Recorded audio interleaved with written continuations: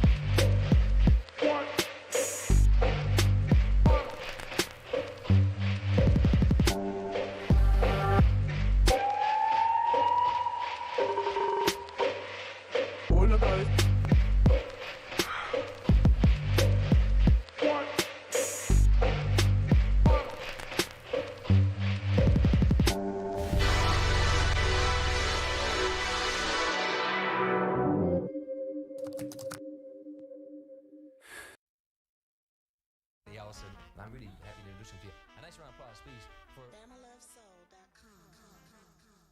WABL. New rules, new music. Download the app and stream on ablradio.com. TheSoulLition.com.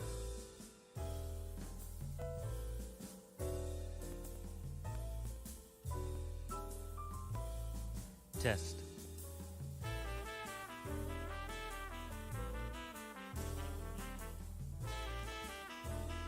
One, two. 1, 2, test.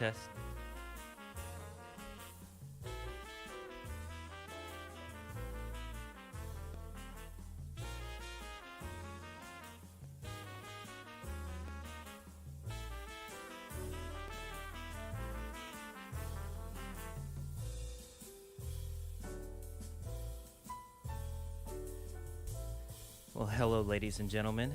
Welcome. I'm Creole, one half of Untwisting the Game Crypto, where we discuss all things Bitcoin, Polkadot, and Cardano.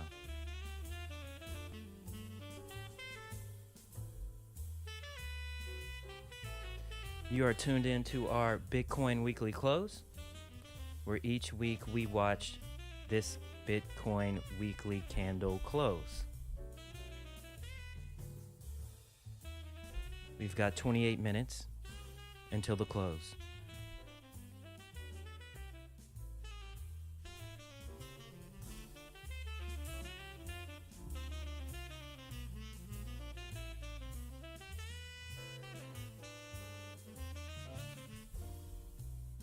And if you're listening right now, please leave me a message in the chat. How's the audio? Let me know if I need to turn the music down.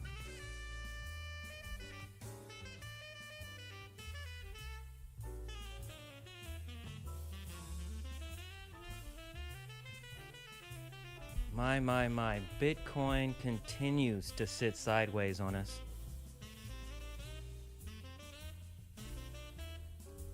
This candle may close below 31.5.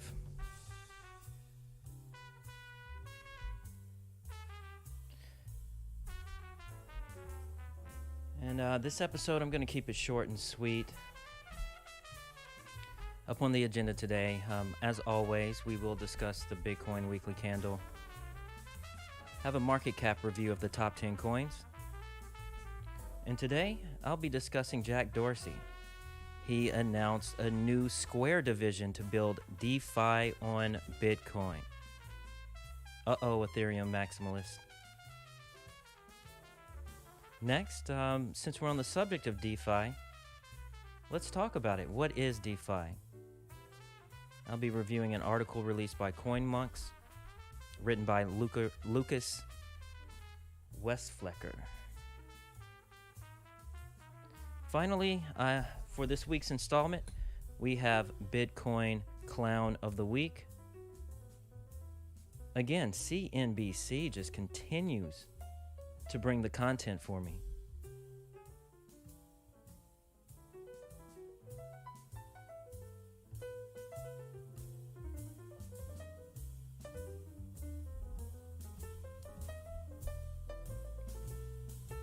JS is telling me low audio. Thank you for that. See what we can do. Test. Is that a little better, JS?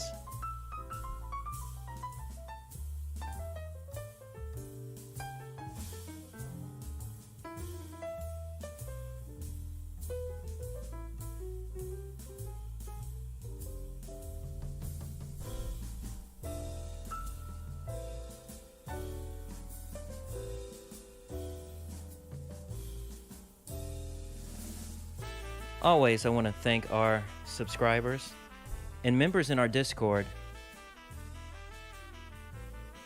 where we continue the conversation after these lives.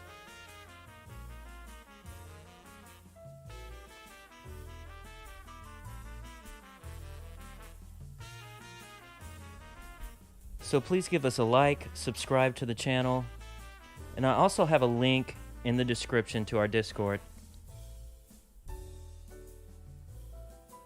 We've created quite a nice community, and we love to engage with our community on the Discord. You'll have direct access to Michelle and I. We're here to help answer your questions, or even if you have any ideas for projects. Thank you, JS. He's saying the volume is good now.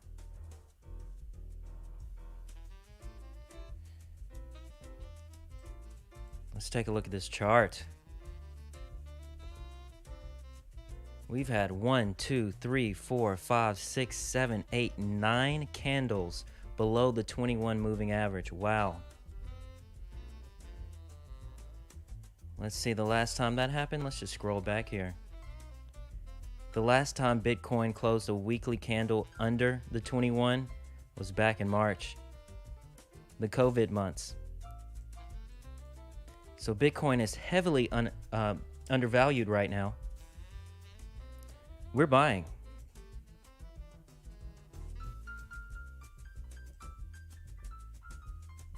And again, this is Untwisting the Game Crypto. You're joining us for the Bitcoin weekly candle close. And today I will be discussing Jack Dorsey's announcement. I'll also be giving a little information and a little educational session on DeFi. Finally, today I'm going to wrap it up quick. I've got to actually hit the road again, but I do have a good installment of the Bitcoin Clown of the Week.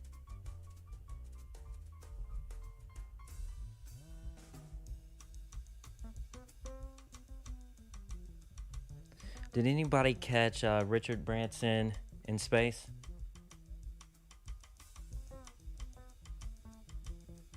Wow. Jeff Bezos is supposed to go pretty soon too. Is that next month?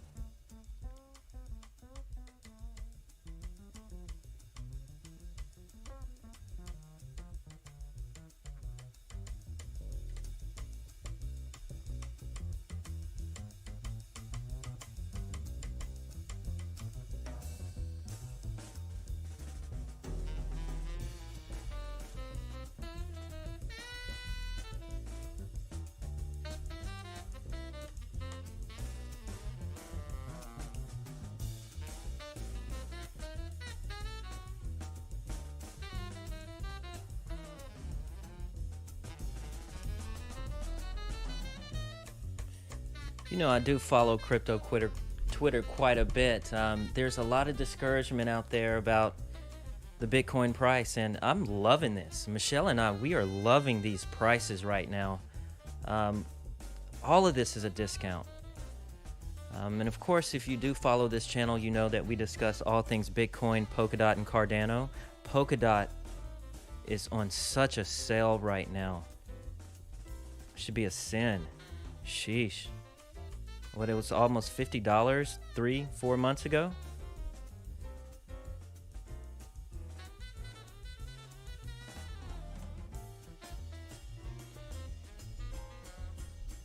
Just want to go to the daily chart here. I want to show you something.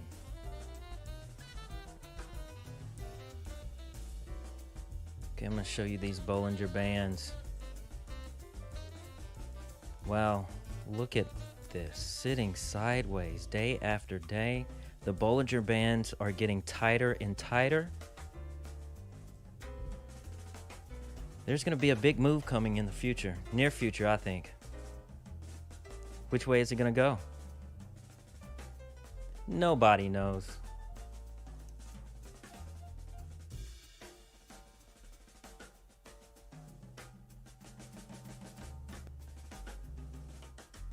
Buying opportunities right now.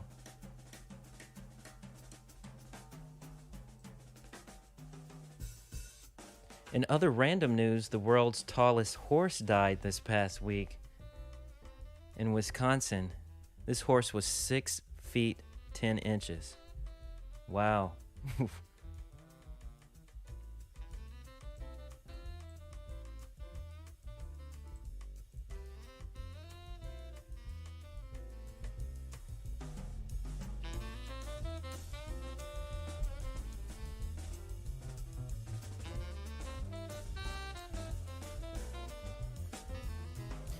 If you happen to be in San Diego this week, hit me up on the Discord.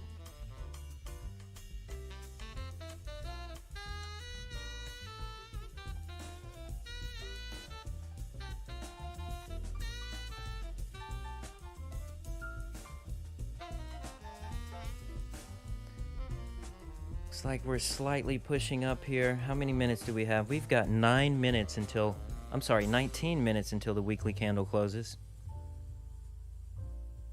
Are we going to close above 31.5? We'll see this last push here.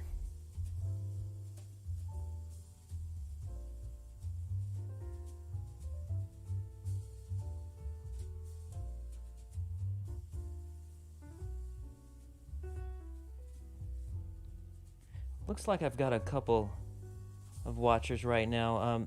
Let me know. Drop me a comment in the chat. How long have you been exposed to crypto? What year did you buy your first cryptocurrency?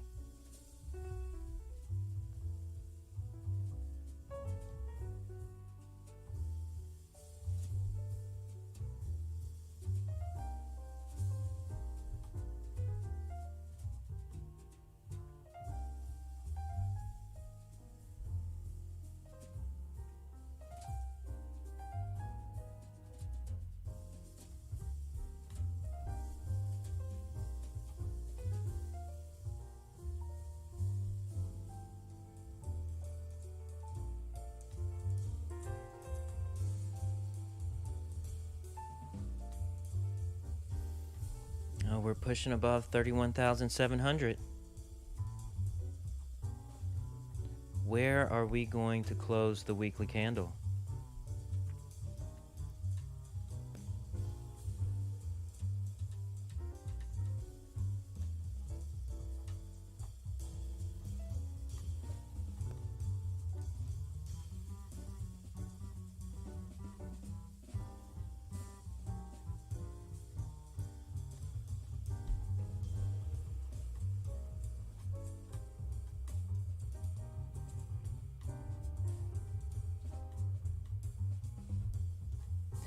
If you're listening, let me know what projects you're really excited about right now.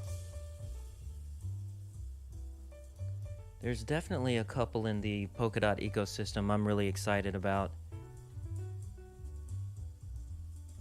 And I have been buying like crazy the past 7 weeks.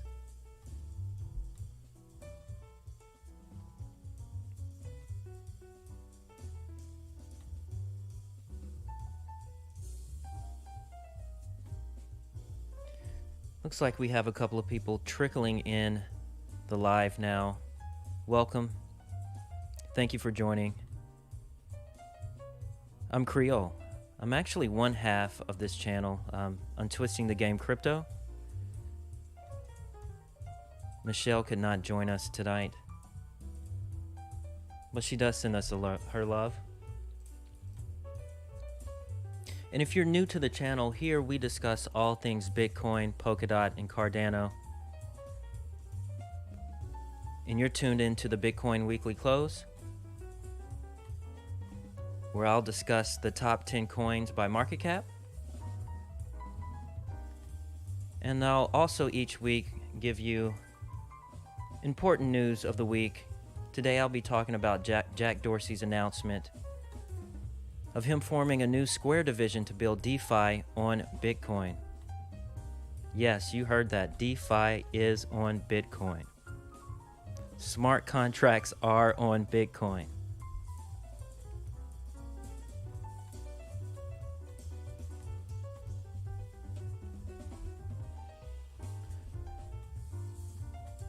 And we're really excited about DeFi on Bitcoin. Square is launching a business dedicated to decentralized financial services using the Bitcoin protocol. Bitcoin is king.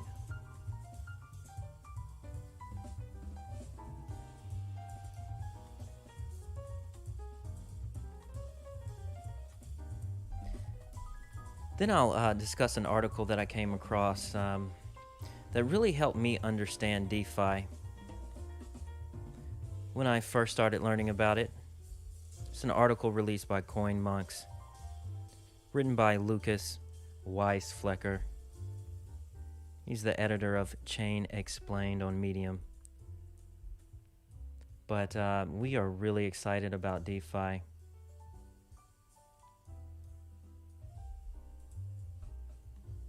I believe the first DeFi protocol, correct me if I'm wrong in the comments, was back in 2015?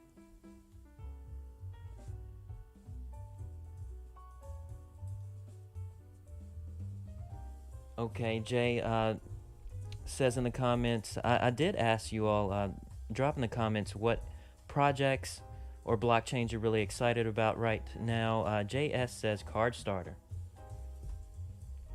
Yes, we're excited about that too. We're really excited about what Charles Hoskinson and Cardano is doing.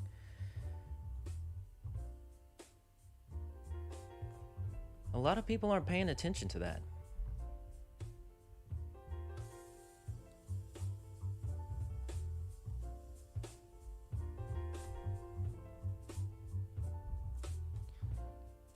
Again, thank you for joining me. We had a little shakeup in the top 10 this past week. Be sure to discuss that with you. And we have 13 minutes until the weekly candle closes.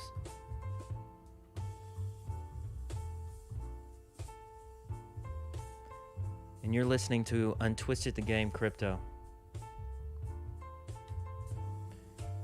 I'm just going to let the tunes breathe for a little bit, but I will be watching the chat.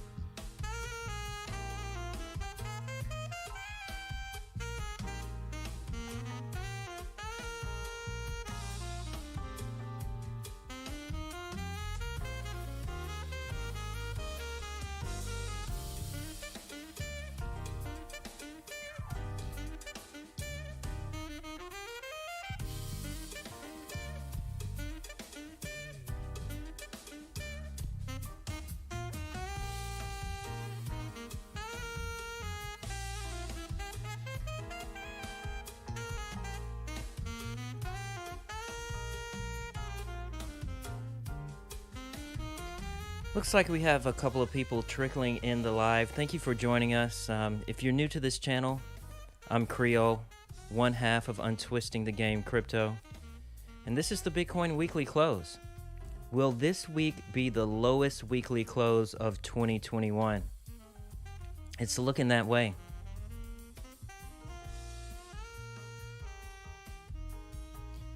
We're making a slight push towards the end of this candle. We've got 10 minutes until the weekly candle closes.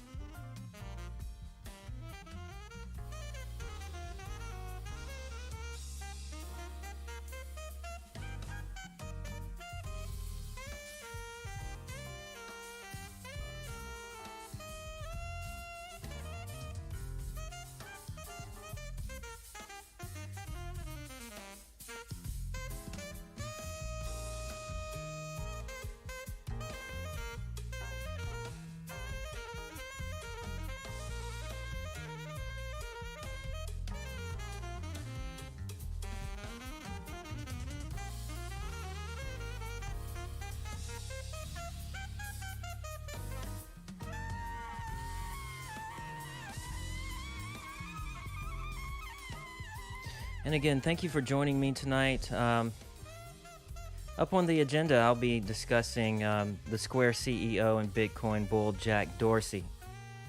He said on Twitter this past Thursday that the company is focused on building an open developer platform with the sole goal of making it easy to create non-custodial, permissionless, and decentralized financial services. This is absolutely huge. Now, this isn't going to be the first platform that has built DeFi on top of Bitcoin, but it will be the largest. Next, I'll kind of give a refresher course on what is DeFi. Finally, I will have a Bitcoin Clown of the Week. I'm going to play a clip from the CNBC show The Exchange. Interesting conversation back and forth during their rapid hour this past Friday. And again, leave us a like, a free way to support the channel. Join the Discord if you would like to, communicate with us directly. We have a fantastic community in the Discord. And if you have any questions now on this live, just drop a chat. I'm watching the chat box right now, so let me know what projects you are excited about. Do you think Bitcoin will always have the #1 market cap? Let me know. Let's discuss.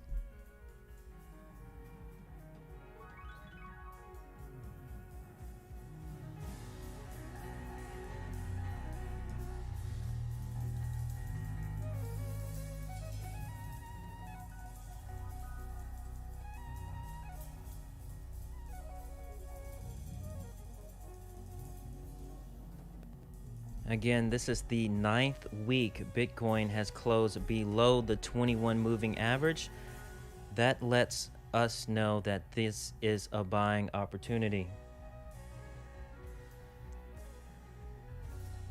Michelle and I are buying heavy. Our friends in the Discord are buying heavy. The entire crypto industry is at a discount right now. And again, let's put that in perspective. Let's go back. When's the last time Bitcoin closed below the 21? During the COVID months. March of 2020.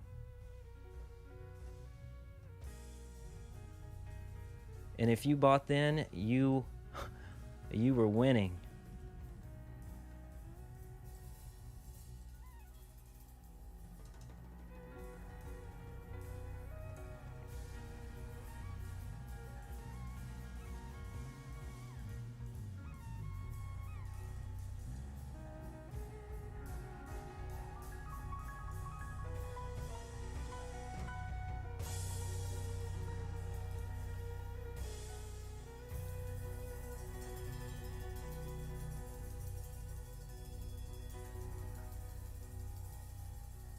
Okay, we've got 5.5 minutes until the weekly candle closes. Will we push above 32? It's all but certain that this week will be the lowest weekly candle in 2021. The lowest candle before this, I believe, closed around 33,000.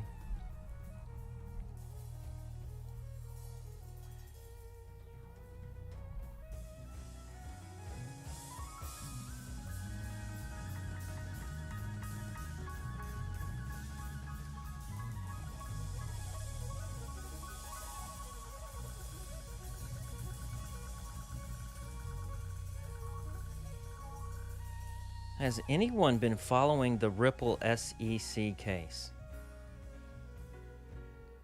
There was an update this past week. The lawsuit is heating up quite a bit. And I remember when the SEC announced that they were going to sue Ripple, I sold about 90% of my XRP, and that was a good choice because I knew this case was going to drag out.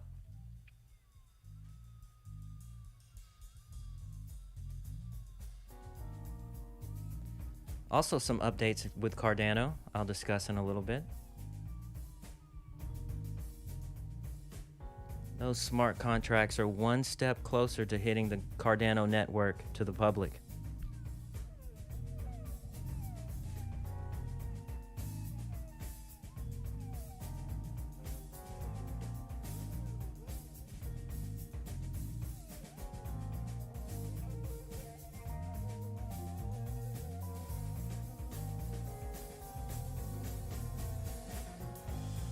And we've got 3.5 minutes until this candle closes.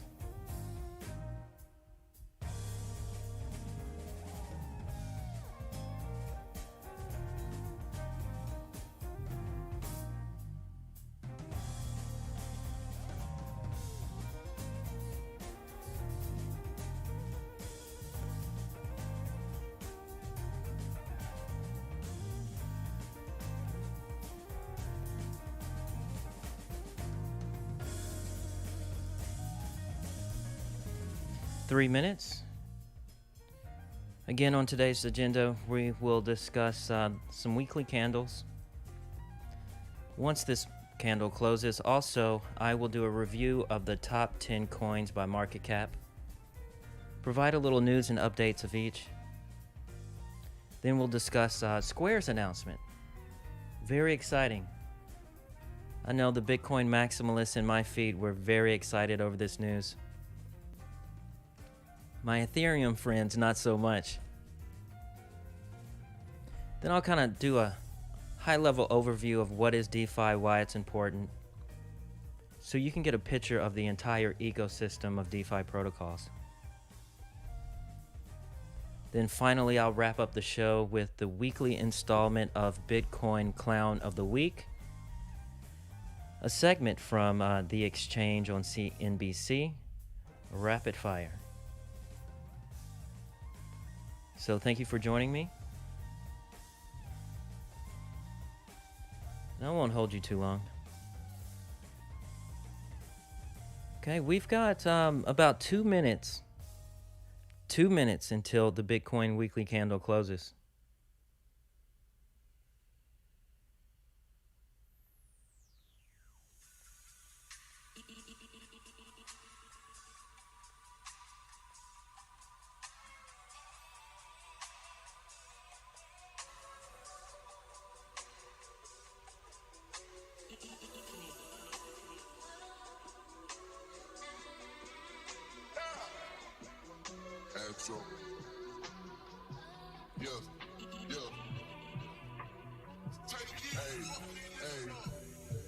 She's in love with who I am. Back in high school, I used to bust it to the dance. Now I hit the FBO with duffels in my hands. I did half a Zan, 13 hours till I land. Have me out like a light, like a light, like a light. Slept through the flight, not for the night. 767, man, this shit got double schedule, man. I still got scores to settle, man. I crept down the block, made a right.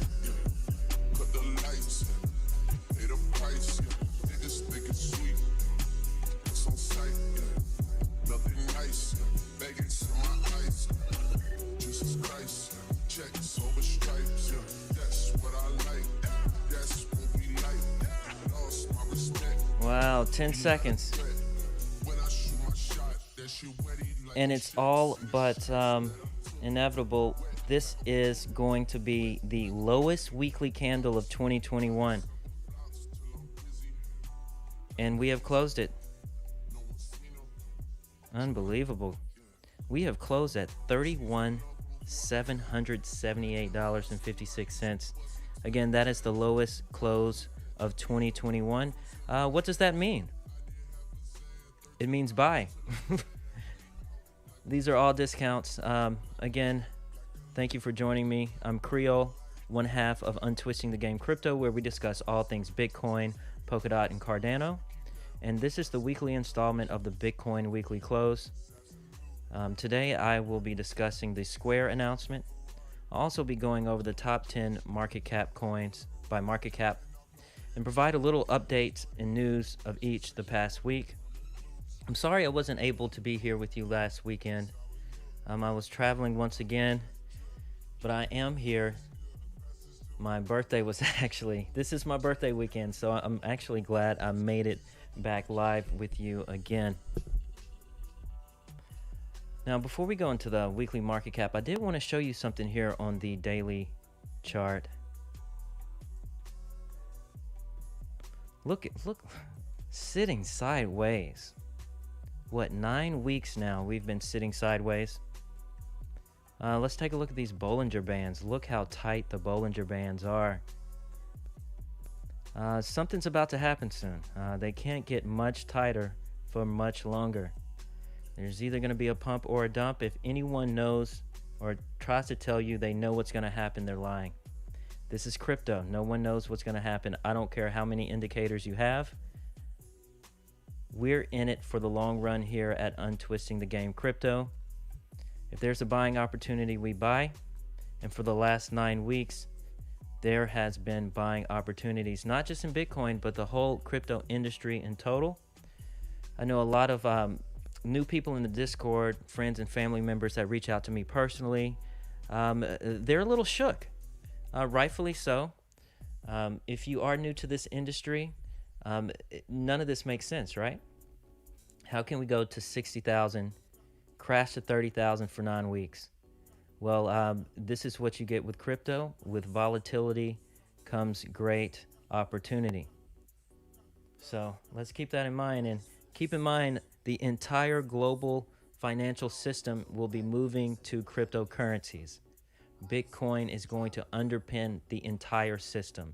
Bitcoin will be the global reserve currency moving into the future. How do you know this? Let's just think about it, all right? We already know that at least 84 banks across the world have already announced that they are either working on central bank digital currencies, developing central bank digital currencies, or they are researching central bank digital currencies. Now, let's just imagine a future where every country has their own cryptocurrency. Cryptocurrency is programmable money, okay? You can do a lot with the code. Ask yourself, is a United States businessman going to accept a Russian central bank digital currency? Is a Russian businessman going to accept a United States digital currency? What about China? Who outside of China trusts China to accept their programmable money? So, pop quiz. What is the only cryptocurrency that's not backed by a corporation, a foundation, or a government? Bitcoin is trust. Everyone is going to want your Bitcoins. There's only 21 million. That's why here on this channel we say Bitcoin is king and Bitcoin will be king. All right, let's move on here to the market caps, top 10 market caps. Let's see here. How high is the market cap?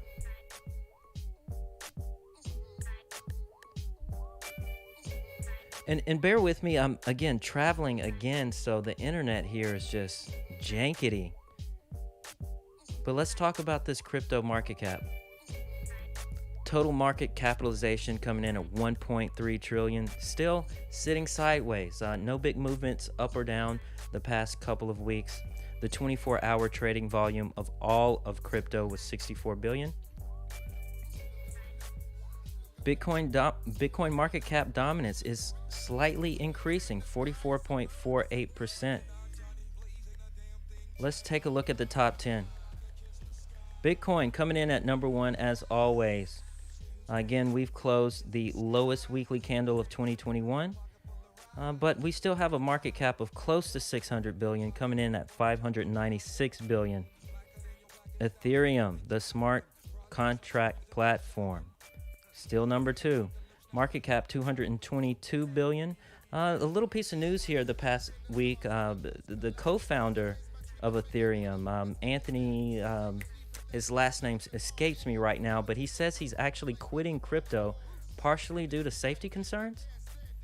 Interesting. And we still fastly await the EIP 1559 proposal. That should be coming to us towards the end of this month or August. But knowing Ethereum, there may be some delays there. Coming in at number 3 is the stablecoin USDT Tether, market cap of 62 billion. Interesting fact that I came across this past week is that stablecoin swelled entirely by 13 billion in the past 30 days.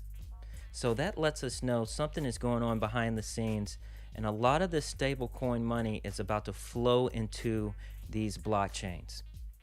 Coming in at number 4 is Binance Coin BNB.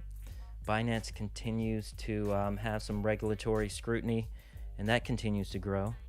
Also this week, Binance ceased the purchase of stock tokens effective immediately this week. So it looks like they are wanting to kind of play ball with regulators across the world, because it is a unified effort to kind of go after these rogue exchanges. And if you use Binance for any type of years, you know Binance kind of does their own thing, and they really don't listen to governments, but that seems to be changing slightly. And also the Binance versus Ethereum network wars intensify between the Binance Smart Chain and Ethereum. Coming in at number 5 is one of my favorite projects is Cardano. Smart contracts are one step closer to hitting the Cardano network to the public. Also, Charles announced this week DJED, which is an algorithmic stablecoin protocol. So Charles and the IOHK team, they're doing a lot behind the scenes. Again, you know, a lot of haters call Cardano a vaporwave blockchain, but if you're really paying attention to what they're doing behind the scenes, that is not the case. Coming in at 38 billion. Up next, XRP. Still in their lawsuit against the SEC, and that lawsuit is actually heating up. This past week, a federal judge allows Ripple to question the former SEC director in the XRP lawsuit. So the next couple of weeks are going to be really interesting between that battle between the United States government and Ripple. But you know, Ripple, they're doing the Lord's work right now. They are at least saying, hey, we're not going to lay back and take it. If you come after us, you come after us all. So if Ripple does well in this lawsuit, it is going to have positive implications throughout the entire cryptocurrency industry. So XRP is coming in at 27 billion. USD coin, it's a stable coin, coming in at 26 billion here. And I just want to kind of say something here about my USDC theory. We do know that the Fed chair, Jerome Powell, met with the CEO, Brian Armstrong of Coinbase. And Coinbase is a strong, they really push USDC as a stable coin. And we already know the Fed is working on their own central bank digital currency.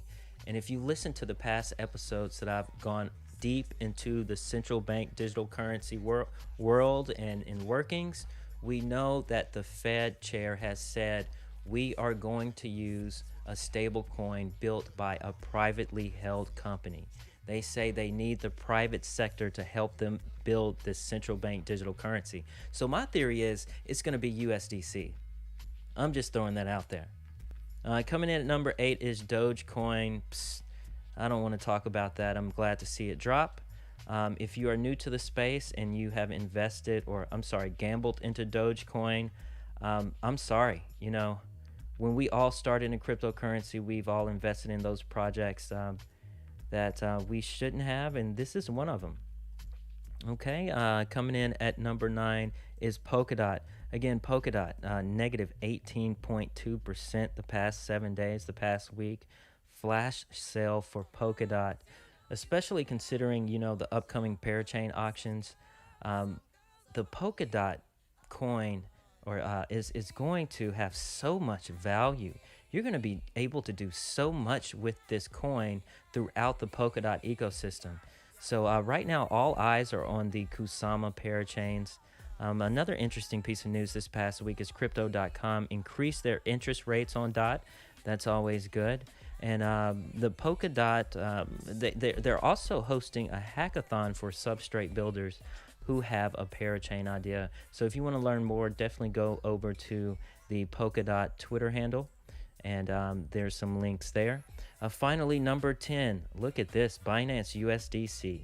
Even with all the regulatory scrutiny, Binance USD has surpassed a $10 billion market cap. Who would have thought? Even in all this heat, right? Okay, that kind of wraps up the top 10 coins here. Again, everything's on sale. Look at all this red. And we know where the cryptocurrency industry is going, right?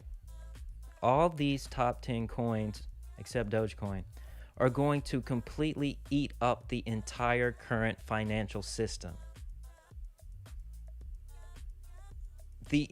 All of the money in the world is going to transition to blockchain technology. So when people in the Discord ask me questions, or people in my life ask me questions about what coin should I be buying for the most profits, you got to stop thinking short term. This is a long-term game. Okay? All right, with that, let's move on to the first up on my agenda. This past week on July 15th, Thursday, Jack Dorsey tweeted this out. Listen to this. He says, Square is creating a new business, joining Seller, Cash App, and Tidal. Now, Tidal, that's Jay-Z's Tidal. Focus on building an open developer platform with the sole goal of making it easy to create non-custodial, permissionless, and decentralized financial services. Our primary focus is Bitcoin. Its name is TBD. So it's interesting, he says here, primary focus. So that lets me know this platform may have other coins associated with it. So we'll see where that leads. But if you have been following Jack Dorsey in the space, you do know he is a Bitcoin maximalist. He goes on to say, like our new Bitcoin hardware wallet, we're going to do this completely in the open roadmap, open development, and open source. Brock M is leading and building this team, and we have some ideas around the initial platform primitives we want to build. He continues, how is this different from @Square Crypto? Square doesn't give direction to @Square Crypto, only funding. They choose to work on LDK and are doing an incredible job. But TBD will be focused on creating a platform business and will open source our work along the way. He continues, we'll set up the Twitter and GitHub accounts as soon as possible and update this thread on where to find them. Finally, he gives us a link to the Twitter for TBD. So this is really exciting for those who are Bitcoin maximalists and those who just think Bitcoin is king. And this is one thing I've been telling people the past year. I've got some friends that consider themselves Ethereum maximalist. And, for the past year, I'm not bragging or anything. I said, DeFi is going to be built on Bitcoin, right? We already knew the developers were working on that. So If you are a major institution like JP Morgan Chase, Wells Fargo, Citigroup, if you are any of those people, would you put your customers' funds on the Bitcoin blockchain or the Ethereum blockchain? An Ethereum blockchain that's currently going through a consensus layer protocol change. An Ethereum blockchain where a handful of developers completely fork the chain if there's a major hack, which they've done before. So, Michelle and I, we've invested in Ethereum in the past quite heavily. This past year, again, not financial advice, we've kind of been unloading our Ethereum, because if you step back and take a look at the entire industry, you know that Ethereum may die by 1,000 cuts, right? You see what Cardano is doing. Cardano has its own niche. You see what Polkadot is doing. Polkadot is going to be sucking liquidity out of Ethereum like it's no one's business. Now we have companies like Square building DeFi on top of Bitcoin. So now the question is, why do you even need Ethereum? If you can have permissionless DeFi on top of Bitcoin, which has all the liquidity, why would you use Ethereum?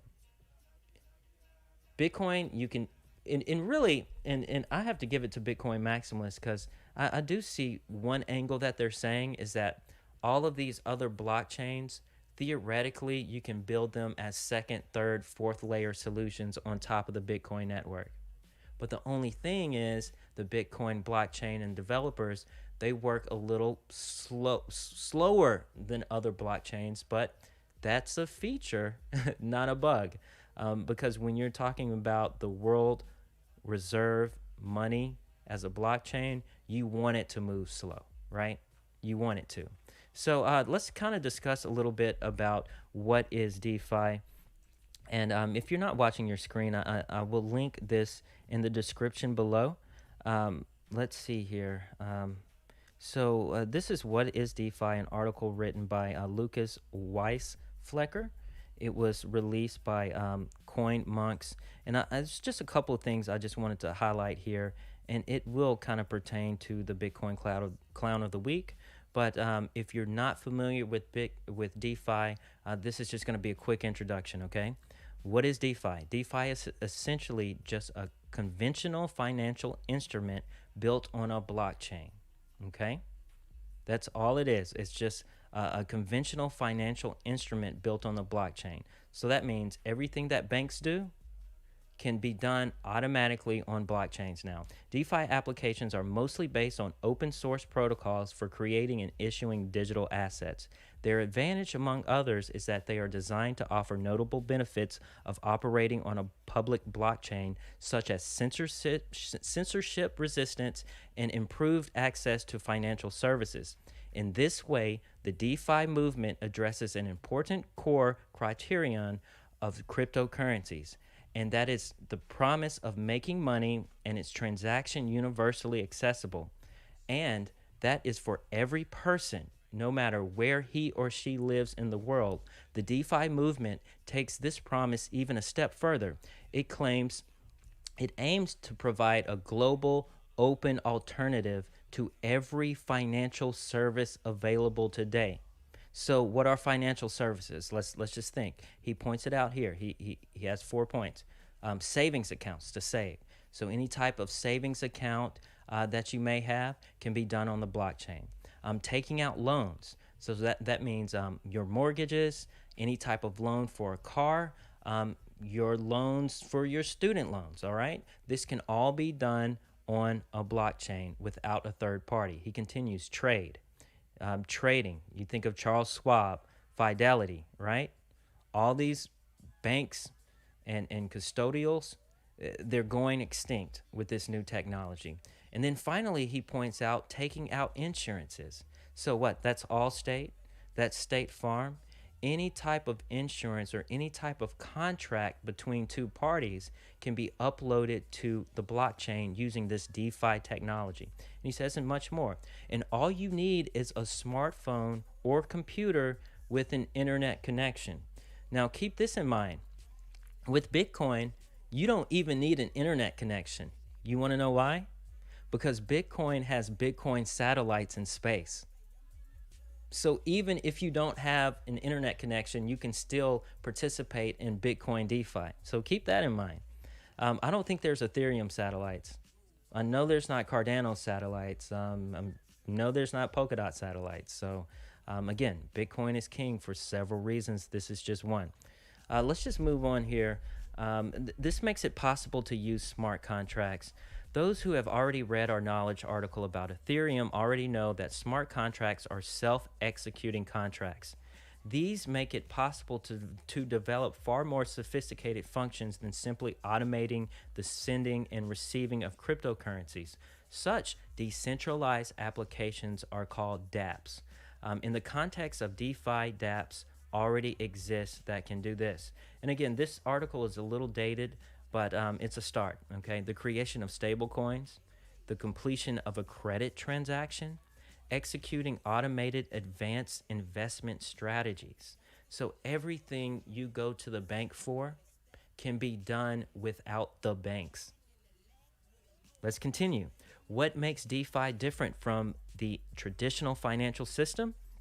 Let's skip down here. The key question, of course, is why use these DeFi dApps at all? After all, traditional banking or Wall Street counterparts already exist for all these products mentioned. Unfortunately, this is only true in certain parts of the world. Remember, there's 2 to 4 billion people unbanked? Okay?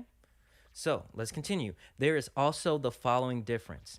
At the core, dApps and their associated business processes are not managed by a company, institution, or individual. Instead, the processes are automatic, and the associated rules are hard-coded into the smart contract. Therefore, they are visible to all because it's open source and transparently represented in the form of code. Okay? Let's just skip down here. He goes to what exactly are some of the most important and popular uses of projects in the DeFi sector. Let's take a closer look. And he points out 5 things. I'm going to go through them quickly. 1, open credit protocols, accessible to everyone. Okay, open credit protocols have probably attracted more attention recently than any other category in the field of DeFi on Ethereum here, but largely due to the large rise in DAI's use and other PTP, which is peer-to-peer protocols like Dharma, and the creation of liquidity pools like Compound Finance, the centralized lending is garnering powerful attention, and rightfully so. Open, decentralized lending offers numerous advantages over traditional lending structures. It enables 1, the integration of lending/borrowing of digital assets. Okay, the insurance of digital assets, instant transaction processing, and new methods of secured lending. Next is broader access to people who are unable to access traditional services. Then finally, standardization and interoperability, which can reduce costs through automation. So this part kind of reminds me of a project that I use called Celsius. It is a lending platform. Also, I'm able to use my cryptocurrency, my Bitcoin, my Ethereum, my Polkadot, I believe Polkadot is on there now, but they have a list of about 10 to 15, 20 coins that you can provide that collateral for collateralized loans. So this is why buying and holding cryptocurrency is so important, because you don't have to sell your coins, because you can use them as an asset to get more loans, and not just loans, but low interest rate loans. Okay. I know I got a 6-figure loan. I think the interest rate was around 3-4%. You know, what bank is going to do that? Right. But these decentralized applications can do that because they don't have to pay the third party. They don't have to pay the banks. They don't have to pay the bankers, right? Right. And if you just think about how much money these banks make, go downtown to your metropolitan city. I guarantee you there's a JP Chase Morgan Bank that's probably about 50 stories high. Same thing with Wells Fargo. Where are they getting all that money from? They're using your money and lending it out, and they're keeping the profit from lending it out to themselves. What decentralized finance does is say, hey, we don't need a bank, X you out, okay? We're going to lend you this money, and you can keep the interest, right? Because it all goes to the liquidity providers. I kind of got on a tangent there. Let's move on. Point 2 he makes here is issuance, platforms, and investments. So what are issuance platforms here? They are, you kind of got to think of an issuance platform facilitates like digital assets registration by issuers and their advisors. He kind of points it out. I'm just going to read this sentence and move on. They are preparing their own standardized token contracts for securities that allow for automated compliance and customizable trading parameters to meet regulatory requirements. Okay, and they give an example. They include Overstock's T0, for example. The third point is decentralized betting platforms, okay? Betting platforms or prediction markets have long been popular financial tools for hedging risk and speculating worldwide events. Decentralized prediction markets enable the same thing, but with cryptocurrencies and without the ability to censor the markets. Everything from political and weather forecasts to hedging all kinds of risk on financial or adverse events in the world. Okay? Again, they're putting this power into the citizens' hands. 4, exchanges and open markets. The role of exchanges is fulfilled by decentralized exchanges. A DEX, or decentralized exchange, is a peer-to-peer marketplace for assets, okay? So you got to think Uniswap is a DEX, just for example. They go on to say some DEXs also use highly innovative methods of exchanging tokens, such as atomic swaps and other non-depository means for exchanging one asset for another with minimal settlement time and risk. So let me just kind of go on a slight tangent here, and let's just play some game theory. So what is an atomic swap? Atomic swap is just pretty much a smart contract technology, but it enables a decentralized exchange to swap one cryptocurrency for another without using a centralized party or a third party. So when we think, and I've had this conversation with Michelle several times, is what is money, what is currency, what is an asset? As we move into the future and all assets become digitized, there's going to be a blur between what is currency and what is an asset. For example, okay, let's say I have my house, the deed to my house, right? It's a real world physical asset. I can create a smart contract and put my house on the blockchain, okay? I can then split the value of my house into 1 million digital pieces if I wanted to. So now that asset is digitized, I can use atomic swaps, and I can sell maybe 100 pieces of the 1 million pieces. I can sell that for another asset instantly without a bank. Okay? So in the future, assets are going to become currency, and currency are going to become assets. That's why this whole mainstream media of Bitcoin isn't a currency, it's an asset. It's all BS. It doesn't matter, because in the future, it's all going to be the same. Okay, it's already here.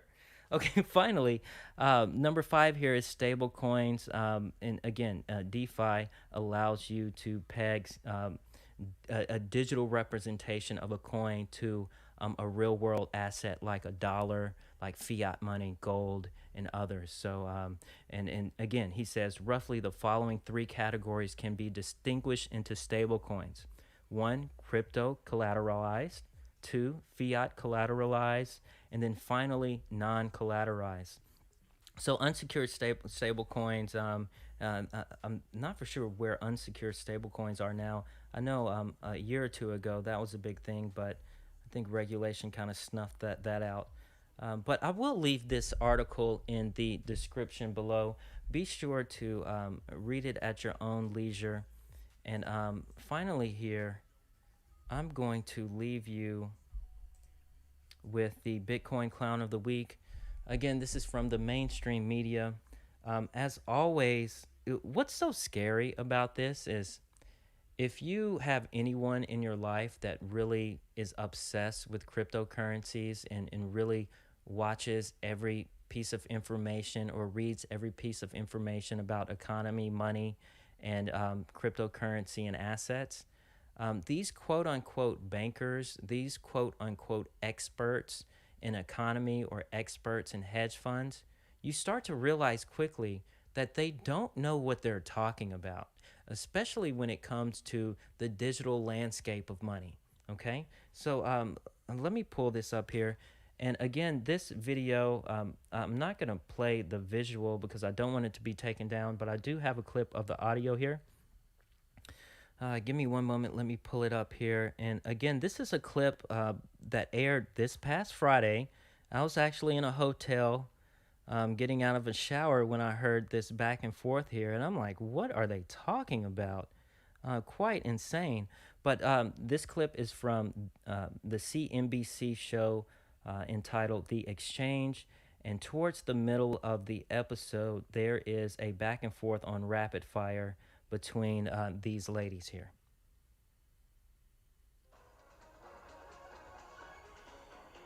Welcome back, everybody. It's time for a couple stories that also need to be on your radar. It's time for Rapid Fire. Here to break down the headlines today, Kim Forrest is the Chief Investment Officer at Bokeh Capital Partners. Sarah Fisher is media reporter at Axios, and I have a feeling our Robert Frank will be dropping in any moment now as well. The first topic is DeFi. Jack Dorsey is tweeting that his company, Square, is launching a new platform for, quote, non-custodial, permissionless, and decentralized financial services. It'll have a focus on Bitcoin.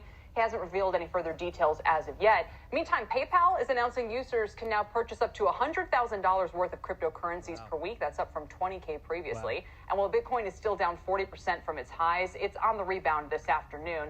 Kim, I'll start with you because you're in the lame old traditional investing and finance world. What's your big? Do you have a big thought on DeFi and kind of this very, very nascent space that's quickly gathering momentum? Sure. I think everybody wants to have their cake and eat it too, right? But you're not going to have that. I read some of the information provided by the company, and I can't quite get my head around it.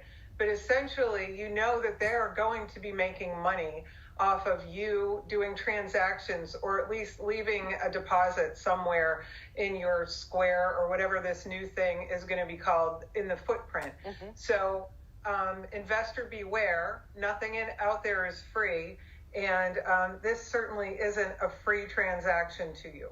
It's a good point, Sarah, because if you look around, I mean, this is one of the things going on between Coinbase and Strike right now. It's, they charge 3%, we're going to charge a fraction of that. I mean, in many ways, it's very reminiscent of the traditional space where this sort of fee war and fee compression has already happened. Yeah, that's right. And then the other big risk, Kelly, is that there's no third party that's a part of this transaction. So it's not like you can get insurance on any of the transactions happening between you and the Cash App, which is what I think they're going to be calling this new DeFi product. But I also think, just broadly speaking, aside from the fees and what it means for the consumers in that perspective, this is a risk that I think most consumers feel the need to take. Everybody knows that we're moving towards a digital currency world. Okay. How long it takes us to get there is the question. But for now, you're seeing droves of consumers moving into cryptocurrencies. Mm-hmm. And so if you're Jack Dorsey and you're seeing people move towards this decentralized world, if you build it, they will come. And he's been bullish on it for some time. Kim, let me just circle back to you. So when we look at the fintech performers, which have been tremendous, I mean, these are humongous market caps now. I think PayPal's like among the top 5 banking market caps, if you want to call it that, in the world. Are you concerned about that? Or like Sarah's saying, does that just tell us that these are where the flows are going? I think that's what it tells us right now. The funny thing about all the crypto stuff is people don't actually use them to pay for transactions. False. This is about people buying them and waiting for the value to go up, right? So I think probably the biggest bit of information we're going to get in the next 5 years in this space is there an appetite for transactions? And if so, then, somebody's going to make some money off of it. Is it the innovators, or is it going to be the traditional banks? We won't know. What? But that's probably what I'm looking at the most is, where are the transactions? Right, and who's making the fees, and then who's going to reap in the benefits in the very long run. Absolutely. All right, let's move along. Talk about Apple employees reportedly up in arms over the... Okay, let's just kind of break down what we heard piece by piece here. And again, you know, if you were listening to me the past, 15, 20 minutes, all you had to do was do a quick Google search. You really don't have to be an expert in DeFi to understand what DeFi is, right? So I don't know what they're reading or what type of research they're doing, but let's break this down. Okay, so Kim Forrest, she is actually the picture that you see on the screen. She was the first guest to kind of have a back and forth with the host. She's actually the chief investment officer for Bokeh Capital Management. So, you know, she does have a lot of sway in the banking industry and hedge fund industry. But one thing she said, and she said this right off the bat, if you were paying attention, I read some of the info. I still can't wrap my head around it. So if you hear someone that says, I can't wrap my head around what I'm talking about, you probably shouldn't listen to what they say or what type of opinions they have about the subject, okay? Another thing that she said that these transactions aren't free. So, you know, we're still waiting on the details from this project by Square. But yes, you can do virtually free transactions on blockchains. You can do that on the Bitcoin blockchain using a second layer solution called the Lightning Network. Okay, so again, that was false. Now, the next lady, I believe her name was Sarah Fisher, she made a comment that said, there's no third party, you can't get insurance. Okay, so she's right. There is no third party because with smart contracts and DeFi, we don't need a third party. Okay, then she said, you can't get insurance. That's false. Okay, we already know that there's projects out there that are working on insuring these DeFi transactions all without a third party. Okay, so that's false. Again, all you have to do is Google DeFi insurance projects, and there's a couple that'll pop up. Title Finance is one of the several, okay? And again, if you think about it, if I do a transaction peer-to-peer, me to you, without a bank, without anyone else, without another third party, what is the need of insurance if it's all embedded in the code as a smart contract, right?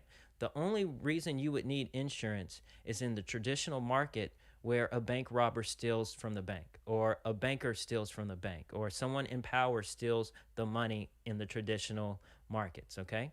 With Bitcoin, with DeFi, with smart contracts, it's all open source. The whole world can read the code in the contracts, okay? And one last thing that she did go back to Kim. She mentioned that there's no appetites for transactions. That's not true. Most people I know in my life that are heavily entrenched in cryptocurrency, they use their Fold cards. They use their Crypto.com cards. I know that I use crypto every day to buy things, you know? So that's not true. And as we move more and more into the future and these blockchain payment rails continue to be built, it's going to be easier for shops and consumers to use their crypto to pay for products, goods, and services. Right now, not everybody accepts crypto, but once this DeFi is set into place and the payment rails are set into place, I'll be able to do atomic swaps from the US dollar to Bitcoin to Cardano to Polkadot all in one click, right? So, and we already see this being built. So again, no additional research was done by any of these ladies. One other thing I wanted to point out, and I'll kind of end the stream here in a little bit. Thank you for joining me. Again, this is Creole with Untwisting the Game Crypto, one half of Untwisting the Game, where we discuss everything Bitcoin, Polkadot, and Cardano.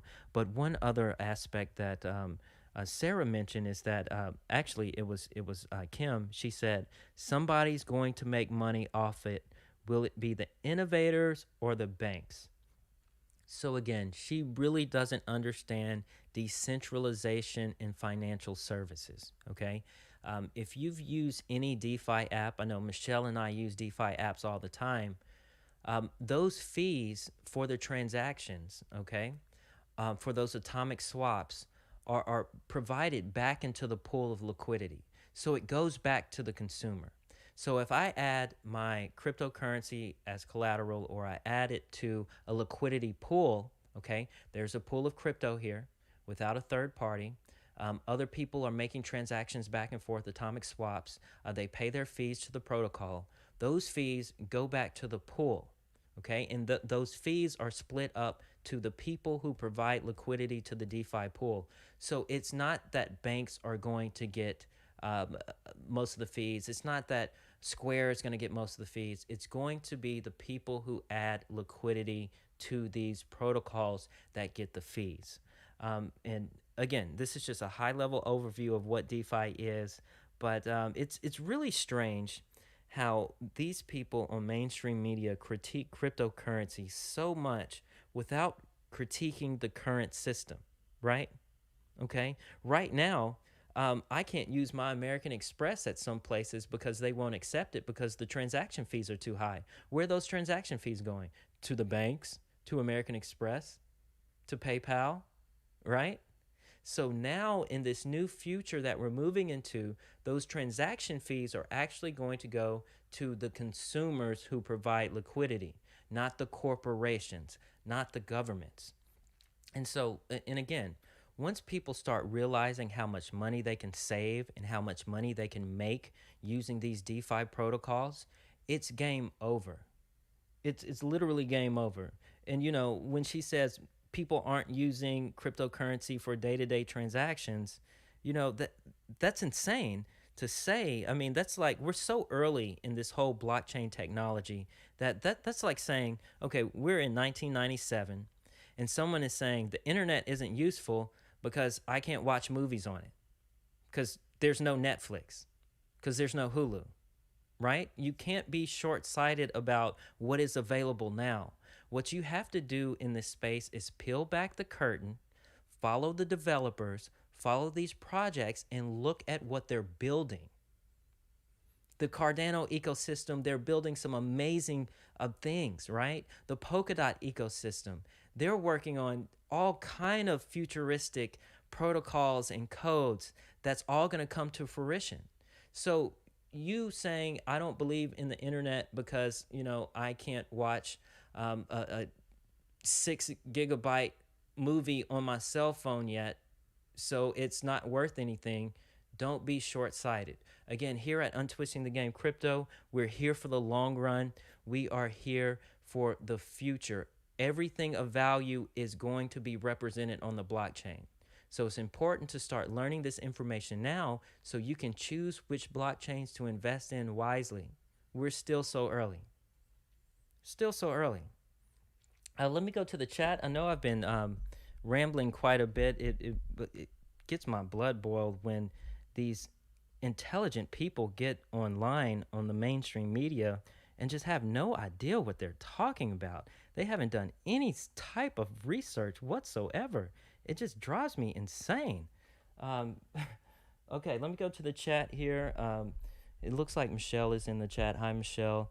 Thanks for tuning in, everyone. Hit that like button. Yes, hit that like button. It is a free way to support the channel because we don't have to be doing this, right? I don't have to be bringing you news. I'm doing this because I really enjoy it. And as always, none of our videos are we don't get ads or anything. All this stuff is free, especially in the Discord. Ebro says, not financial advice, do your own research. I'm a clown indeed, yes. And that's the only way you can explain it because she's very smart. She's the chief investment officer for a hedge fund, right? But she can't read a white paper? Make it make sense. I mean, am I seeing this wrong? Somebody make it make sense in the comments if you can. But I've gone over my hour. I'm going to stop rambling. Thank you for joining us. I'm just going to jam out a little bit more. Thank you for the likes. Thank you for the new subscribers. And I look forward to joining with you again next week. Michelle will be going live on Friday, and I will be going live on Sundays as always. or most always. But take care. I'm just going to play some music. And I'm going to watch the chat too. If you have anything you want me to look at or discuss, let me know in the chat. Look at this Bollinger Band, y'all. Look how tight this Bollinger Band is. Wow. And again, on the weekly candle, Bitcoin closed the lowest of 2021. What does that mean? Buy.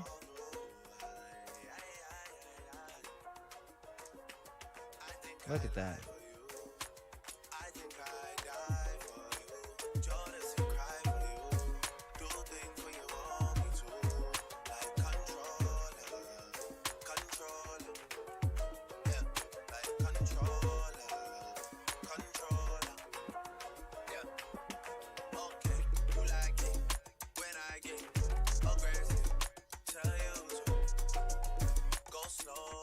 And again, look at this market cap. All of crypto is 1.3 trillion. Bitcoin coming in at 596 billion. Let's put that in a little perspective for you. Apple closed this past Friday at 2.4 trillion, Amazon at 1.8 trillion, Google at 1.7 trillion, Facebook at 964 billion. They dropped from $1 trillion a couple weeks ago. Tesla coming in at 622 billion, Square 108 billion. Expect that to increase significantly after they release their Bitcoin DeFi protocol. MicroStrategy, 5 billion market cap. Let's play a game here. Bitcoin market cap again at $596 billion. Let's just look at the top banks here. JP Morgan Chase, 460 billion. Bank of America, 325 billion. Wells Fargo, 183 billion. Citigroup, 138 billion. Goldman Sachs, 124 billion. So let's just play some game theory. Those are the top 5 banks in the world. That's a little over $1 trillion.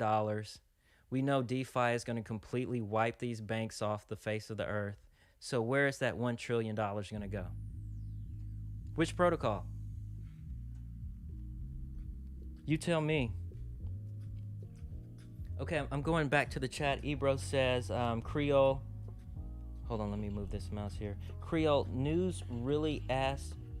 really asked your opinion on ETH. Where do you stand? Do you have exposure to it? You spoke about Edgeware the other day, a .ETH bridge, right? So I presume you must believe ETH has long-term value. Okay, so Ebro, and again, this is not financial advice. This is just my humble opinion here. Ethereum blockchain will be here until the day we die. Okay, it's not going anywhere. My thing is, over the past 5-6 years that I've followed Ethereum, I've seen them change their motto, right? At first, they were going to be the world computer. That didn't work out. Then they were going to be, the world's internet money. Then they got the DAO hack, right? And now they're saying we're going to be the world's DeFi platform. So I've seen them change their trajectory, and now they're in the middle of changing their base layer consensus protocol to ETH 2.0. We still don't know when that's going to happen. For me, I mean, Ethereum is it's its own worst enemy right now. And when you look outside of Ethereum, the news this week with the Bitcoin DeFi, the whole thing about Ethereum is that it's the smart contract DeFi platform. Why would banks and institutions put their money in Ethereum, a shaky blockchain, when they can put their money into the Bitcoin protocol for DeFi, right? Why would you do that, okay? You're managing a $10 billion hedge fund. You're going to go with a safer route. You're going to go with the route that has more liquidity, okay? And then you look at projects like Cardano, that's going to be absolutely massive. You look at projects like Solana, Polkadot, They're going to be absolutely massive. And we're already seeing these Polkadot parachains are just going to suck liquidity out of Ethereum. So Ethereum's going to be here. And even Ebro, listen to the Ethereum maxis online, right? They say Ethereum's going to go to $10,000. That's only a 5x, Ebro. What? It's below. What is Ethereum at right now? 1900? If it goes to 10,000 this cycle, Ethereum maximalists are happy. That's a 5x. Okay? Bitcoin maximalists are expecting Bitcoin to do a 10x. Cardano, the community is expecting a $10 Cardano this cycle, right? Polkadot, people are expecting a $300 to $500. I've even seen some predictions of $1,000 per Polkadot this cycle. So when you really look at the top 10 and you look at what projects are doing, I have exposure to ETH. I've been slowly selling a lot of my ETH the past couple of months, and maybe I'll regret that, you know? I don't know, but I'm just going off of what I see in the sentiment in the market right now. Okay, back to the chat here. Ebro says, you spoke about Edgeware the other day, a dot Ethereum bridge, right? So I presume you must believe in ETH has long-term value. I do think ETH has long-term value. Ethereum is going to be a novelty because everything you can do on Ethereum, these other blockchains are going to be able to do faster. Even after Ethereum 2.0, right? Cardano is saying they're going to have 1 million transactions per second, right? So again, I'm looking long term. I'm looking what's not going to happen this cycle. I'm looking at what the top 5 coins are going to be 5-10 years from now. And I don't think Ethereum is going to be there. And that's just my personal belief. Ethereum is going to slowly die by 1,000 cuts. All right, back to the chat here. Ebro says, I read something the other day about DOT, that it's what ETH would aim to be if it was starting again. 100% correct, Ebro. And if you don't know, Gavin Wood, who founded Polkadot, was also a co-founder of Ethereum. And I want you to go back and listen to some of his interviews, even 2-3 years ago. And even his last post as the Ethereum chief information or technology person, he admitted that Ethereum didn't have the foresight to fix its issues, right? So, and he's, see, the thing about Ethereum is that it's one chain, right? It's one solo chain. Of course, they're going to move into parallel chains and whatnot, but Gavin Wood's vision of the future is that all blockchains will be interoperable and will be able to communicate with each other. So that's one reason that Gavin left Ethereum to start Polkadot. And also you have to think Charles Hoskinson left Ethereum to start Cardano, even though Charles says he was only there a couple of weeks. But he was very instrumental in inspiring Vitalik. Some more comments here, and we're just having a conversation. Also, have you got your eyes on any ADA projects, World Mobile Token, ? Liquid Finance, Meld? So I'll be honest with you, Ebro. I really haven't been paying attention to the Cardano ecosystem as much as I would like to. Simply because the amount of Cardano I have, these other projects, I mean, I won't be able to make that much probably ever again off a Cardano project. So I've kind of been focused on recreating what I did with Cardano with Polkadot. But I am slightly familiar with Liquid Finance. I know that should be released here pretty soon, Q3, Q4. I think there's some type of airdrop or coin thing with that. A World Mobile Token, I am bullish on World Mobile Token. I don't have any exposure, but what Cardano is doing in Africa, World Mobile Token is going to have some value there. Meld, I don't know anything about Meld. Let's just take a look. Let's take a look at these projects right quick. Is it Meld Gold, Ebro?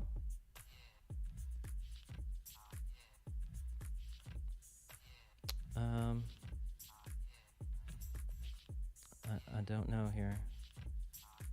eToroCrypto.com. Yeah, I'm not familiar with this token. Let's take a look. And again, I'll just kind of explain to you what I look for when I look at projects. But make sure this is the right Meld. Digital gold certificate, empower industry and investors. Let's look at the white paper, become a partner resources. And let's just kind of look at the tokenomics here. It must be fairly new. Oh yeah, it hasn't launched yet, no token. Okay, so this must be the wrong Meld. Yeah, I'm gonna have to look into that. Send me a link in the Discord. Okay, let's take a look at World Mobile Token. I don't know if this is it either. I think a lot of these don't have coins yet. And again, I need to brush up on my Cardano ecosystem. But you can't go wrong with what Cardano is doing right now, if you're paying attention.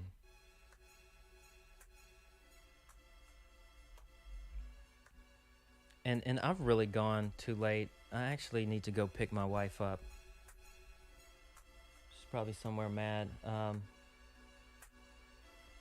I'm just gonna let the music play out. And just hit me up in the Discord. We'll continue the conversation. Again, this is Creole, one half of Untwisting the Game Crypto, where we discuss all things Bitcoin, Polkadot, and Cardano.